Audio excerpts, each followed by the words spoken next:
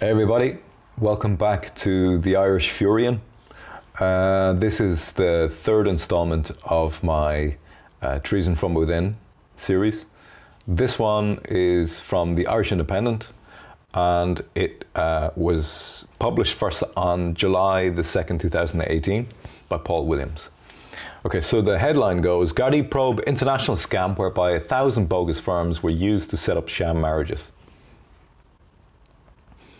Gardaí are investigating a major crime scam that uses hundreds of bogus companies to gain residency rights for illegal immigrants. The Irish Independent has learned that Gardaí have identified a complex network of more than 1,000 companies and business names registered in Ireland by United Kingdom-based criminals.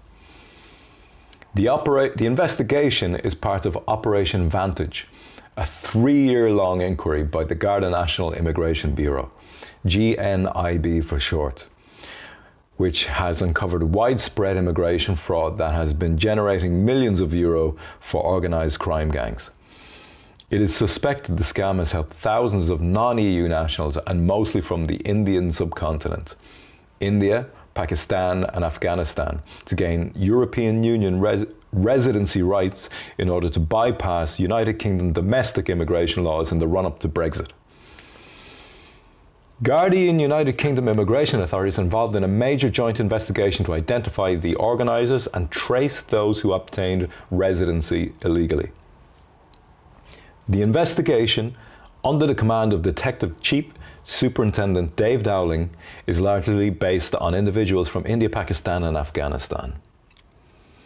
In one case, Gardaí and their United Kingdom colleagues identified a UK-born man of Pakistani descent who established 800 companies and business names in Ireland over a 3-year period. Based on analysis of the information gleaned so far, the fraud suspect has made an estimated €2 million. Based in Birmingham, he is the registered owner of a string of companies specialising in immigration and visa services, and claims to be a lawyer, a claim which is currently under investigation there. The upsurge in the bogus company fraud came after the Operation Vantage team smashed a sham marriage scam used to obtain European Union residency for illegal immigrants, which included sex offenders and 2 suspected ISIL supporters.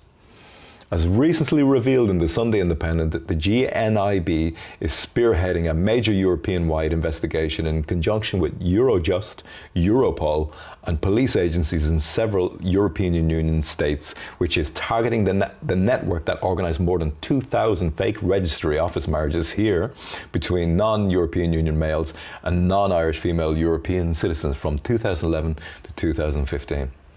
Immigration authorities across the European Union are trying to trace and then deport hundreds of the bogus grooms from India, Pakistan, Bangladesh, Afghanistan, Mauritius and Algeria. Under European Union law, once married, the spouse is entitled to claim European Union treaty rights, which enables them to travel, live and work anywhere within the 27 states. The men that divorce their fake partners, with many applying to secure family reunification rights for relatives living outside the Union. Gardaí have established the majority of the non-Irish European Union brides, described as being socially and economically vulnerable females, were trafficked from 10 Eastern European Union states for the sham Irish nuptials.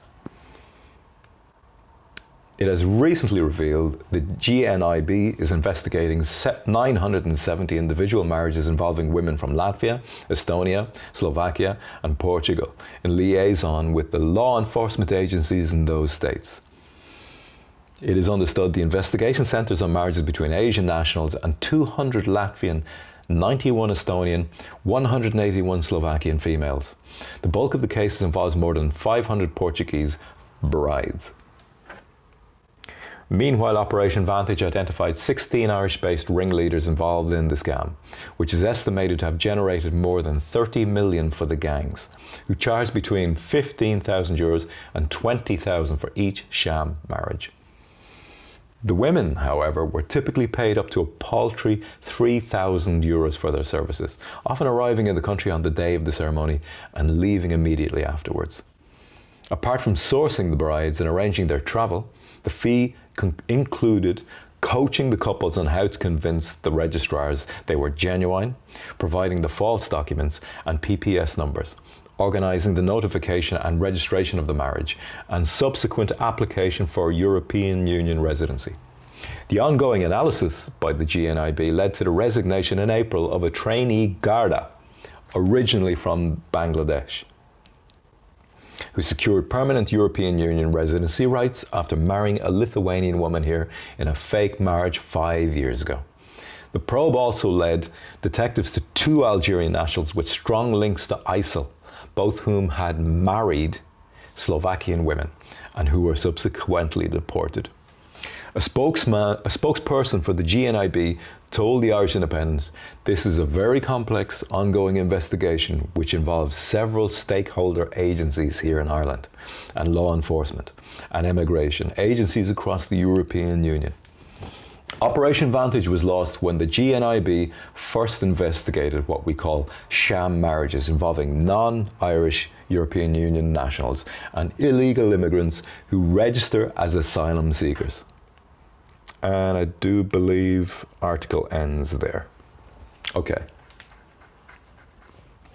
So, again, I'll say it again.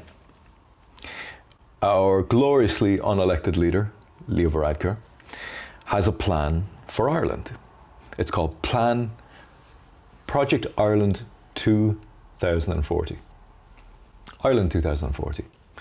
And in it, he says 2 things which stand out. One, that in all the cities, all the major cities around Ireland, we will build upwards. So he basically wants to turn all the major towns and cities, the cities especially, into New York, London style metropolitans. You can decide on that yourself. I'm not for that. I think that's a terrible idea. I think that is the destruction of community. It's the destruction of cohesion in a society. It balkanizes and fragments people into small groups within large, commercially accentuated social groups. The other thing he said in the video for Ireland 2040 was that we'll have an extra 1 million people in the country. He didn't say where that extra 1 million was going to come from. Now, I'll say it again. In Ireland, there was a vote which repealed the 8th amendment of the Constitution, and that is the unborn's right to life. So, we now have abortion in Ireland. We have Irish women young Irish women who are being told to go out and have a career first, study really hard in college. Sorry about this. Study really hard in college. Study really hard, get a job, and don't be mothers at home. So, who's going to be giving birth, and who's going to be mothering and nurturing the new life for the Irish people? Okay. And so, if the Irish aren't going to be doing that, and they voted in abortion, how is Leo Varadkar going to get his extra 1 million people into the country? I'll say it again. Loopholes.